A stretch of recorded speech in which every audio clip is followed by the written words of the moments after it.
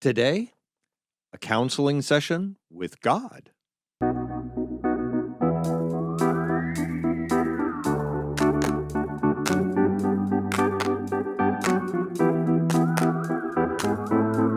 Welcome to Coffee with Creamer, where you get to sit down with our host, Dr. Barry Creamer, for a conversation about faith, life, and culture. We'll look at old ideas through a new lens, turn those culture wars on their head, and paint a picture of the way things could be. If you like your thinking deep and your coffee hot, pull up a chair. You're in the right place.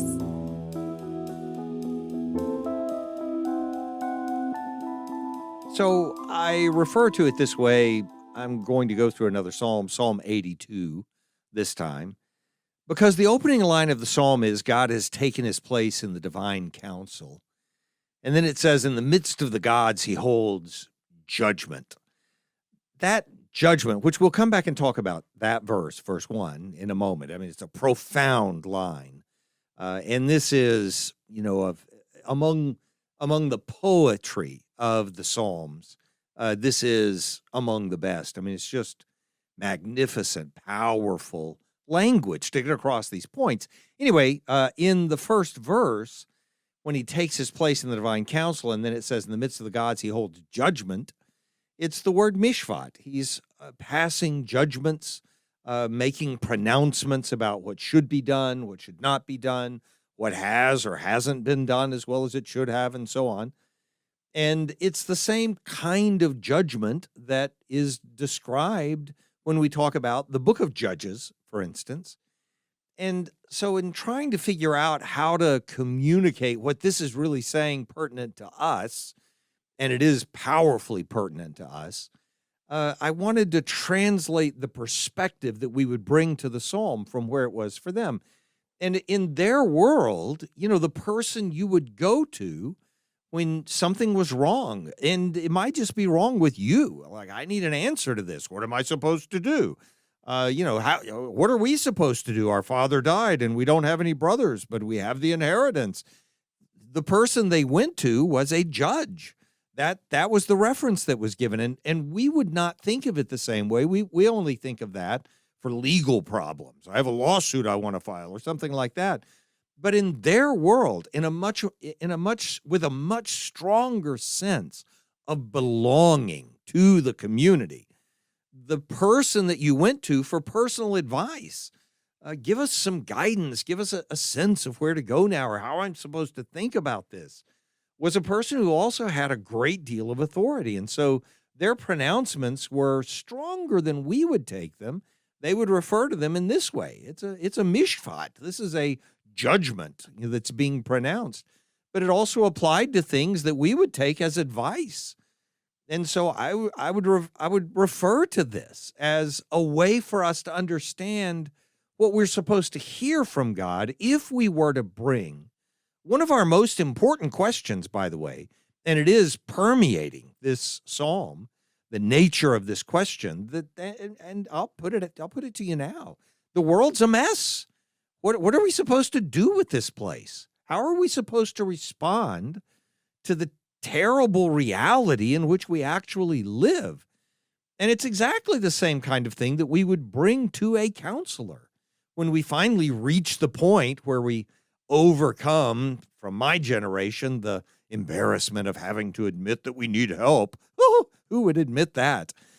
Down, to all of us having to say, am I willing to spend the money or find a person I trust in order to go to them and say, man, my life's a mess, or I've got things in it I can't figure out, problems I can't solve. What am I supposed to do about these things? I don't even have to know exactly what the problem is to know part of how to answer that question. That is, we need advice in a lot of different things, in a lot of different ways. And some of that advice is very specific. Well, don't buy the 1982 Chevelle. I mean, I don't even know if there is one of those. But the point is, it's very specific. But a lot of the advice that we need, a lot of the counsel that we need to receive is pretty broad. I mean, it would apply to anyone. It's why counselors can go and get a degree, not in you as a person. We're going to get a degree in Shelley Smith. I don't know who Shelley Smith is. That's not a reference to you if that's your name, by the way. I don't know a Shelley Smith. That's why I picked the name. Why am I being so defensive? The point is, I may not even have a Shelley Smith who listens. The point is, you don't get a degree in Shelley Smith. You get a degree in counseling or a degree in psychology or both or whatever. But you learn these broader general tools and truths that then you can apply to anyone, and maybe you'll make it more specific. My point is that in coming to God and saying, what are we supposed to do with this place? This is the answer we get. And this is God responding with that answer in a context that their world would recognize, and we would not so much, not in the same way that it's presented here. And so I'm just going to take this psalm and I don't think it's not just jocular, but in a sort of serious way, say, this is what it would mean for us if we were to go to God as a counselor and say, give me advice. Tell me what I'm supposed to do with this, because that's what he's doing in the answers that he's giving here. And I think it'll make sense to you as we go through it, why the response is what it is. And I'll tell you up front, I mean, what a big part of this is. The first 5 verses of this psalm, it's only 8 verses. We'll read it in just a moment. The first 5 verses of this psalm are entirely about us believing that something else, someone else, is at fault for the things that have gone wrong and for the things we're having to face. And we need somebody to do something about it. So it's somebody else's fault. We're looking for someone else to blame, or we have already found someone else to blame, and we need something done about that person, those people. And so the first part of this is just talking about that, when we think somebody else is to blame. The second part is realizing we need to deal with us. We're the people who need to be confronted. And the third part is, and that's verses 6 and 7, by the way. And then the third part, the very last verse, just brings it up obliquely, but also in a way that you can't miss. I mean, it's the point that we need help. We need to ask for help. And that's the only way real change is going to come. So let's take it a portion at a time, but let me read the psalm to you first. And at the same time that we're doing that, translating it into something that I think should and would make sense to us, I also just want you to get the magnificent image of the psalm itself. So starting in the first verse, this is Psalm 82 again. It is God showing up in the council of the gods. And I know we want to take that as somehow offensive, or, it can't mean that because there aren't any other gods. It's a poem. And so he is using the language of appearing before other gods. And we're not going to sort of take that and it's not euphemizing it, but it's something like euphemizing it into being the angels, for instance, or something like that. It's not that. These are the false gods. These are the gods of other nations that we're talking about.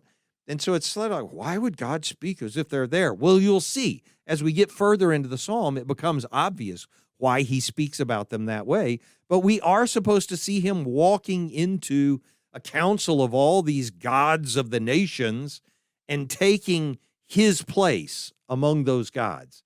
So here's how the whole psalm goes. Just 8 verses. Psalm of Asaph. God has taken his place in the divine council. In the midst of the gods, he holds judgment. How long will you judge unjustly and show partiality to the wicked, he says to the other gods. Give justice to the weak and the fatherless.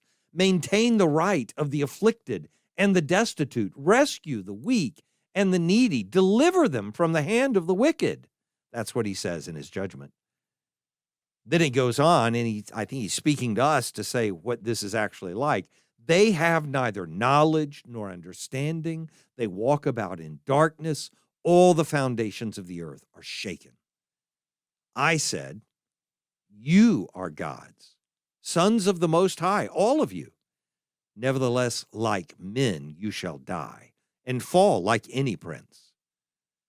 Arise, O God, judge the earth, for you shall inherit all the nations. Beautiful poem. What it opens with, that image that it opens with, is so powerful for an obvious reason, The statement, God has taken his place in the divine council in the midst of the gods, he holds judgment, is the way of making the declaration that among all the gods, he is the only one who holds court. We use the expressions, and I heard these growing up so often that I dumbed them down. The way we dumb down language, it's probably not exactly the right expression for it, dumbing it down, but we reduce it. We make it such an idiom that we lose the value of it altogether. It's the thing we do with being born again, born again. It's not even two words. So we do that with this expression that we use, God of gods, King of kings, Lord of lords, as if it is titular by its own right, as if it's an idiom. And it actually is descriptive as well.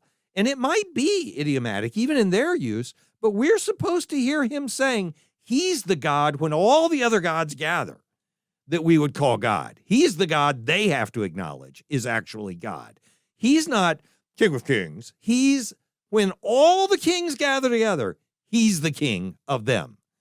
And when all the lords get together, he's the Lord over them. He's the God of gods. He's the King of kings. And so that's what we're seeing in verse 1. God comes into this divine council. All the gods are present. And he takes not a place, he takes his place in the divine council. And he, not they, not together, not give me some advice, he holds judgment.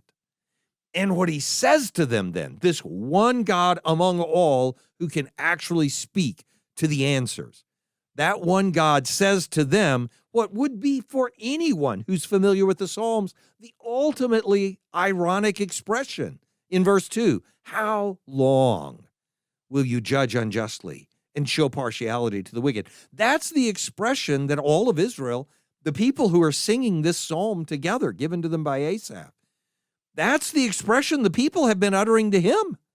How long, O Lord? If you go back to Psalm 6, they literally say it to him. How long? But you, O Lord, how long? They're demanding of God, Yahweh, when are you going to make things right? And so as God saunters into the position of all the other gods who rule over all the nations, what he says to them is, how long? And what he's doing is not deflecting the responsibility or attention from himself. That's the last thing he ever does. Instead, he's looking at the things we hold responsible for the problems and saying to them what we say to him. How long are you going to continue doing this? So as he holds court, what Israel is seeing, the people who sing this psalm, is that he's judging not just the nations, but the gods of the nations. And his judgment about his own people, why aren't you bringing justice? We'll talk about what those measures are in just a moment when we get to verse 3. He's applying to the rest of the world as well. This is because he is the God of the whole earth. That's going to be important for us when we get to the end of the psalm. I mean, obviously, it's important just in its own right. But as we're reading this psalm, it's important because what we need to learn at the end about us and about how we approach him.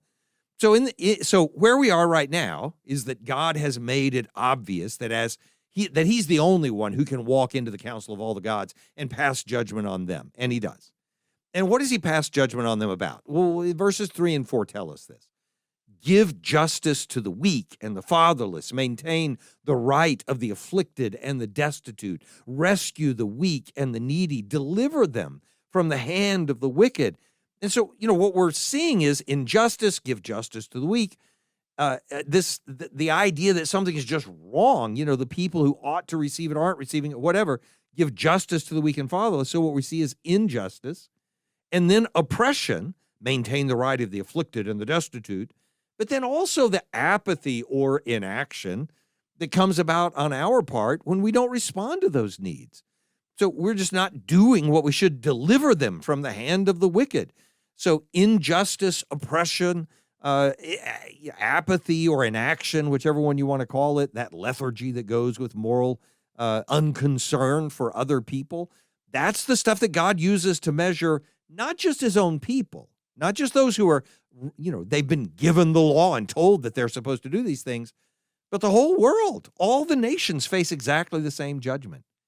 And then the final statement of it, and if this is the omniscient narrator telling us this, Asaph writing it into the psalm, the Holy Spirit just putting it in these words so that we know something we didn't know before, or if it's Yahweh as part of his declaration, looking to his people and saying, look, this is the reality of it. We finally get to the crux of this issue in the first 5 verses, which we're the ones with the issue because we're seeing these gods as needing to be judged. And what are these gods that we think need to be judged? And Yahweh can walk in and he can pass judgment on all those gods of the other nations. What are those things? And what this is what he gives us in verse 5.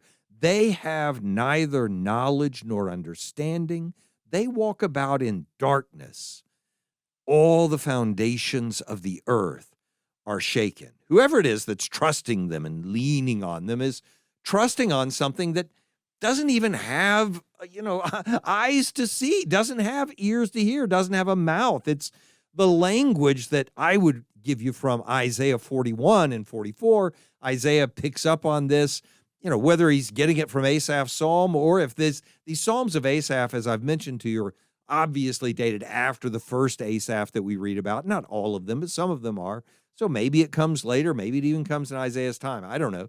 But Isaiah certainly uses the same kind of language, and he does it in 2 completely different ways, but making the same point. I'll just describe it for you. You can go and read it later on in the last half of Isaiah 41. He does it when he's saying to the gods, to the false gods, which one of you is going to make a pronouncement? Just say something. You all of you false gods, just tell us something about what's going to be.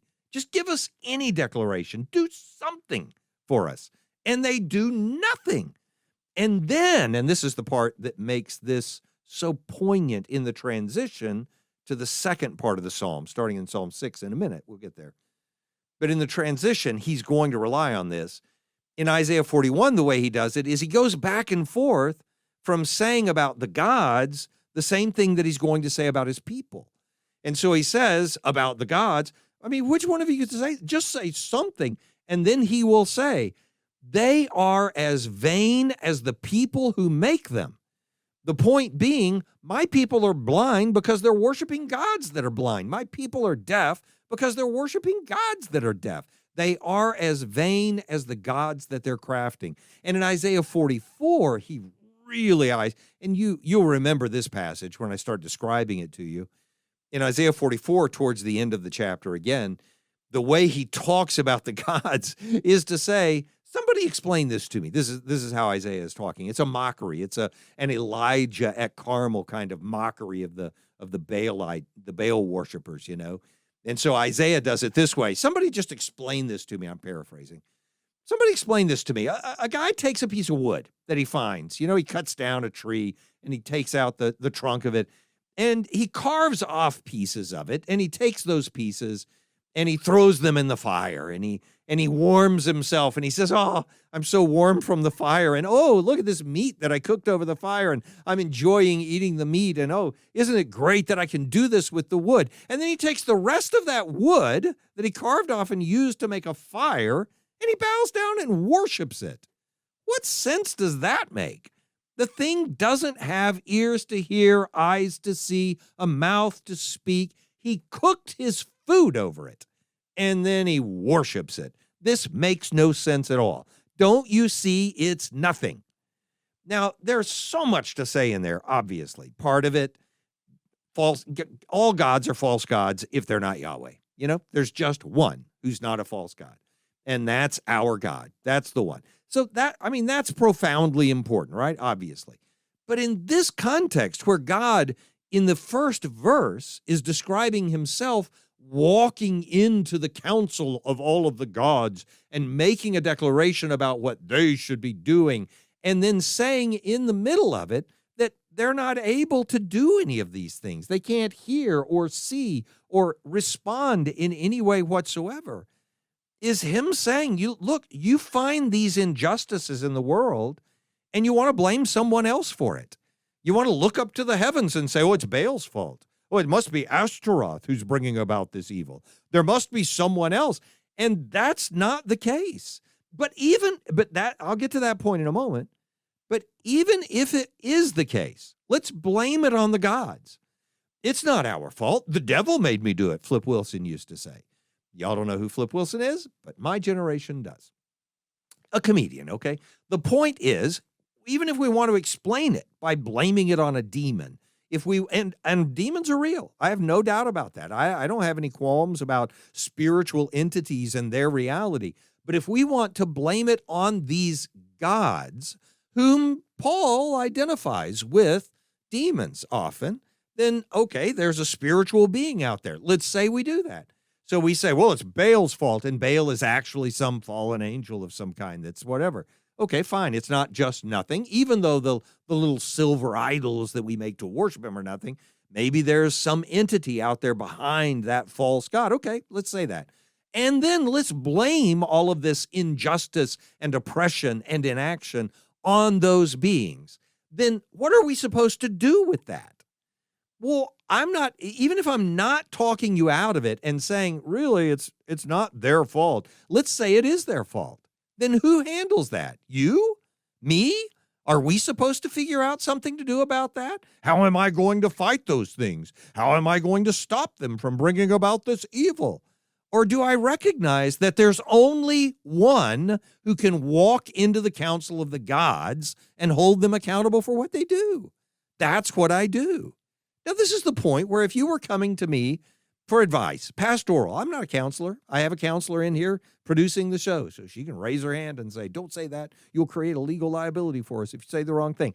I'm not doing professional counseling. I'm just a pastoral counselor. I'm a guy who studied scripture and tried to help people a lot. And then I would send them to a professional counselor if they needed. We'll talk about an example of that shortly. Anyway, the point is that you come to me and you say, I need counsel. I've got these problems. And look, this is what my brother-in-law is doing. And this is what my aunt is doing. And this is what my neighbor's doing. And this is what my spouse is doing. This is what my kids are doing. And can you imagine all these people doing the wrong thing? I mean, what am I supposed to do about them?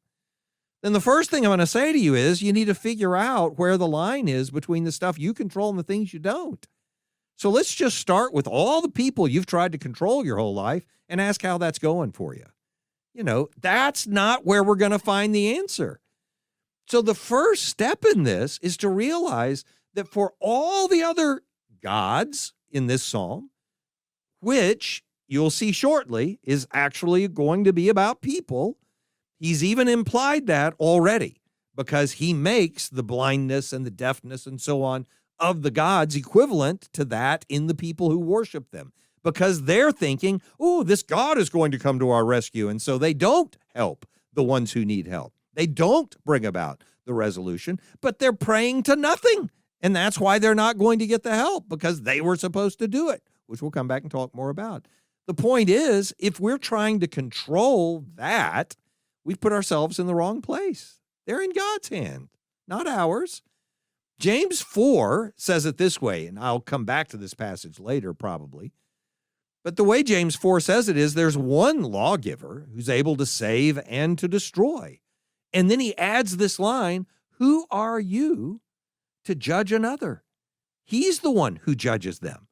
So our start, and again, if you were to come to me in a counseling session, my start with you would be to say, stop trying to fix everybody around you. Stop thinking that's your job, that you've got to make everybody else be a better driver, that you have to make everybody else think better about the world, that you have to keep them from making bad decisions. You can't do that. Maybe someday you'll be able to help them or give input that'll make a difference for them, but you can't correct and rebuke and fix all the problems that are in all the other people in the world. So what do you do with it? Just let it go? Oh, just say, oh, well, it doesn't really matter whether there's bad things going on or not. No, you give it to God. You have to have faith that God can do what you can't do.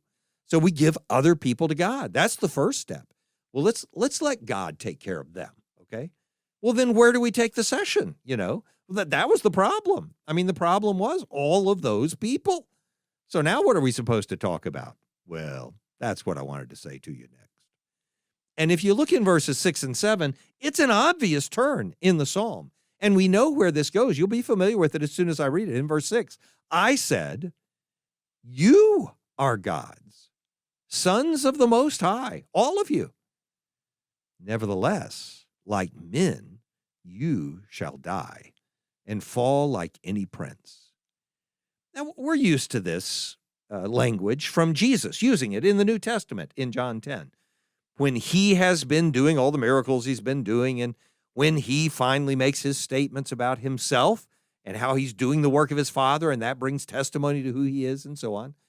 And he's condemned for that. Well, you've made yourself equal with God because you said he's your Father. Then Jesus' response to them is to say, to those religious leaders, is to say, well, isn't it your law that says you are gods, sons of the Most High God, and so on? Quotes this passage to them and says, and if the scriptures can't be broken, then, what do you got? Which one of us is breaking the law here, you or me? I mean, because he said we're sons of the Most High. So in that statement, we know that the way they read this passage made it about us, made it about people, us. So it's not God saying in the council to the gods, you are gods. It's God saying something to men about them being gods. That's how they read it. Now, I think the way you get there in the psalm, as you're reading the psalm, it seems obviously this is where the discourse goes. That he's, presenting to us the way we understand his righteous judgment of all the false gods. And then says, and I'm going to judge them because they are not practicing justice. They are bringing about oppression, and they are not acting on the behalf of those who have experienced injustice or oppression. So yeah, I'll judge them, but let me clarify who I'm judging.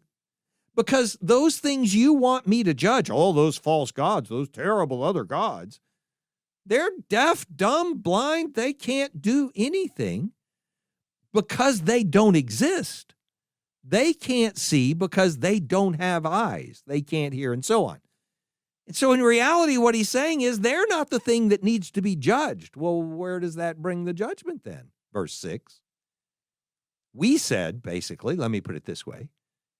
We said, Yahweh, you need to judge the gods.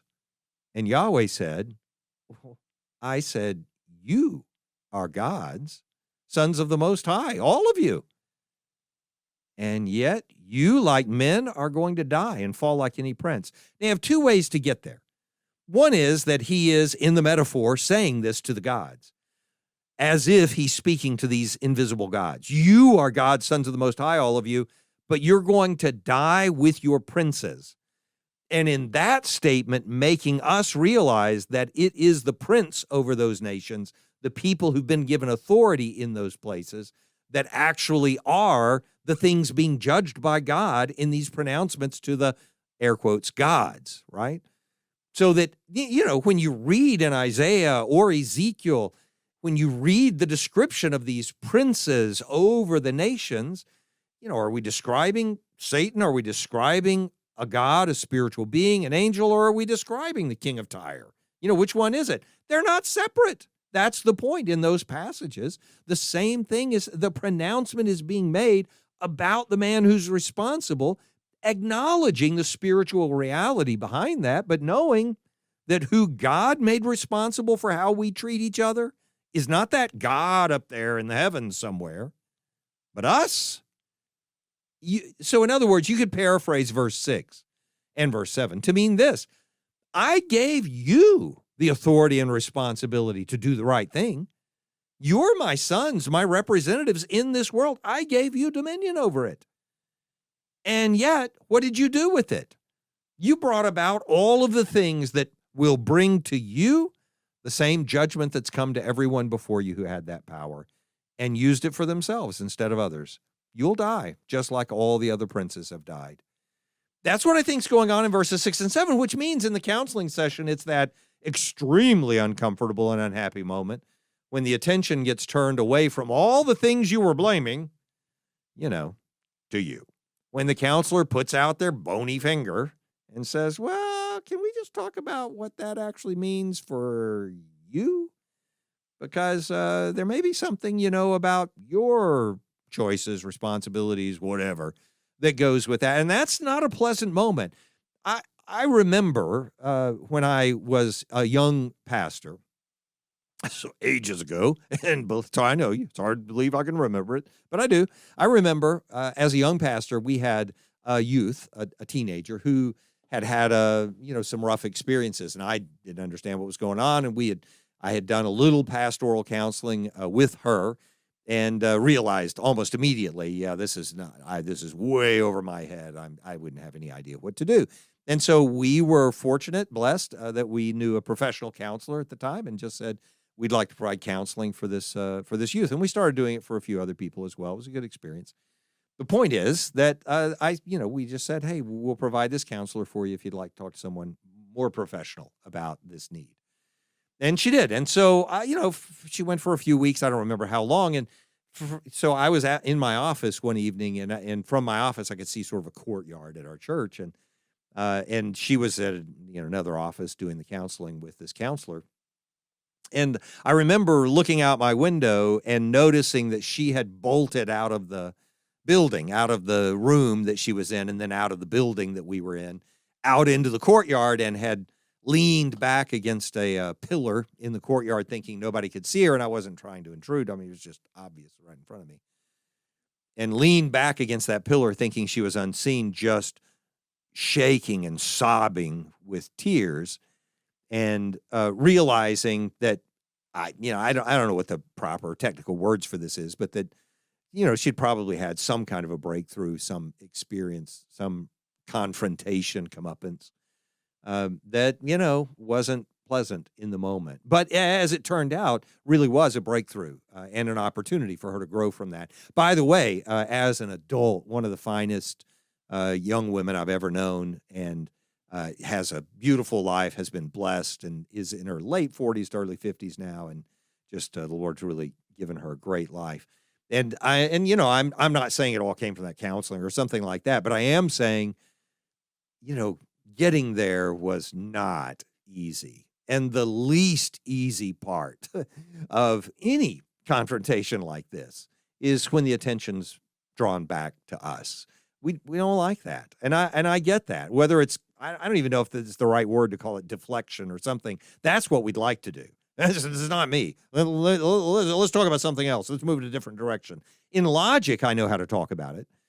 When I teach logic, it's the tu quoque fallacy that we've talked about before. The thing that in the political cycles of the last 8 years or so have come to be known as these whataboutisms. What about this? What about that? Those are called tu quoques, meaning you too, right? So it's when your spouse says, I think you're eating too much food. And your response is, oh yeah, well, I saw you smoking the other day. Well, they're two completely different things. Why would you do that if you weren't just saying, I don't want to talk about me. I don't want to know what might be wrong with me. But that is what we want to say. We don't want to talk about what's wrong with us. I don't care. When I just laugh and laugh and laugh when I hear people say I'm a communist, because I say something they don't agree with diversity or something like that. It's like that's the weirdest thing. My whole nature is libertarian. I incline in that direction entirely, and I have zero affection or affinity for any kind of Marxism or communism that goes with it. And so if people call me a communist, I chuckle, I laugh. I just think it's ridiculous. And I feel sorry for them too, because there are other things we could talk about that would be more important. It's just not important to me. It doesn't affect me emotionally in any way whatsoever. Somebody starts talking about my nose, which, by the way, looks fantastic on my mother, but on me, yeah, whatever. When somebody does that, I'm a little sensitive about it. I'm not sure I want to hear it. If somebody tells me I was acting in an angry or short fashion towards someone when I really was, I get shorter and angrier. Are you kidding? That's just stupid. I would say what I needed to say. I don't want you talking about me if it's true. That's just how we are as human beings. Now, obviously, I don't want to stay that way, and I'm trying to be more mature about stuff like that, just like all of us are. But we all know the feeling. When somebody hits that sensitive spot, and it's sensitive because it's true, it's real, we want to deflect away from it. This passage, like so many in the scriptures, and we could just go from one to the next to make this point. God constantly says, stop pointing your finger at everybody else you think needs to be fixed. I'll take care of them, he says. and let's talk about you. And then we're like, well, what did you want to talk about? All the good stuff that I've been doing? And that's usually not where it begins. And so this is the second part. Let's admit that the problem is not everyone else. We've been in the world for a long time. I mean, all the thousands of years that human beings have been in the world. And we've come up with one solution after another. And they're all attempts to fix everybody else. And you would think by this point, with the world being the mess it is right now, and if you're thinking to yourself, well, my world's not a mess, I'm blessed, then, take your head out of the sand and look around you at the things that are not as comfortable as you are right now. That was a little harsh, wasn't it? I should say that softer. If you could give your attention to some of the people who are beyond where you normally see, and I mean, you can look far to the Middle East or to Ukraine, or you can look just down the road to the neighborhoods you don't drive into, or that someone would say to you, well, you don't want to be caught there at night, to realize that not everyone has it as well, is not as well off as you are. In that moment, shouldn't we say to ourselves, we've had thousands of years to try to fix this. We're not getting there. What's wrong? And that's what takes us to verse 8. So first, we have to take the step of saying, I'm not going to try to fix everybody else anymore. I'm not going to look at what's wrong with everybody else. I'm going to give that to God. That's the first step. I'm just going to give all the other people, all the other problems, I'm going to give those to God. The second step is me saying, and I'm going to be willing to listen when God says the problem is me. Now here's the problem with that. Once I acknowledge the problem is me, I'm still stuck with the reality that I am what I am because this is what I want to be. All of the history of the world and all of your own personal history and all of the choices you've made in that time have extruded exactly this person that is you. That's what's come from all of your history. So just saying to yourself, I think I'll be different now, probably isn't going to work any differently now than it did last year or the year before or the 20 years before that we did the same thing. So where are we supposed to go with that? Whether we're talking about it in terms of the world's history and where the world is messed up, or we're talking about it in terms of our personal lives and where we are failing, we don't have the ability to bring the change. So what are we supposed to do? Verse 8. We ask for help. Verse 8. Arise, O God. The whole tenor of the psalm changes. It's no longer descriptive. It's no longer simply telling us what's been going on and how we can see things. Now it's us praying out together. Asaph gives us this one opportunity to turn back to God and say to him what we would say in response, which is not, no, God, I think I can fix those people or those gods. And it's not, no, God, I don't think the fault is mine. Our response to God saying, you're going to have to trust the rest of the nations to me, and you're going to have to see in yourself the thing that needs to be fixed. Then our response to that is to say to him, then arise, O God. Judge the earth. Why? Because you will inherit all the nations. If we want to give back to God a creation worthy of what he originally created, then we need him to be the one who makes that change in us and in others. Absolutely. If we try to turn anywhere else, we will be turning to something that can't even hear us. Doesn't matter what it is. Whether we're turning to things that we think of spiritually as the gods or something, you can worship all the spirits you want, and none of them are going to hear you or care about what you're asking. That's how he's describing it at the beginning. So instead, we turn to the one true God. That's the only place we can turn and actually find help. If we were to turn instead to, money, the economy. Hey, if we just had a better economy, people wouldn't. That's not true. Money is as deaf as the false gods are. It will not answer our prayers. No matter what we turn to, aside from Yahweh, we will not find the answer. There is one lawgiver who's able to save and to destroy. Why are we judging anyone else? Why are we looking anywhere else for help? And we're supposed to see, as James puts it, we're supposed to see that he's standing right outside the door. He is that close, and we need to ask him for help. That's where we go.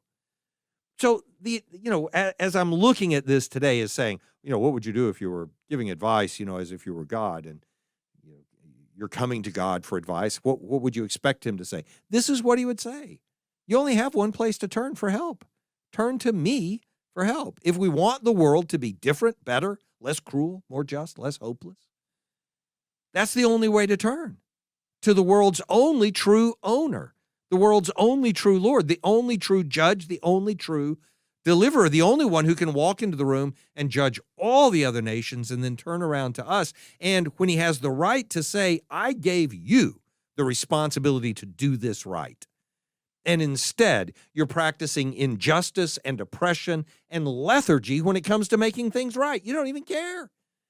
The God who can and has, in judgment, pronounced all of that on us is the judge who also comes down in the form of a deliverer and says to us, ask me to help. I can change the world, and I can change you. If we will just ask, he will.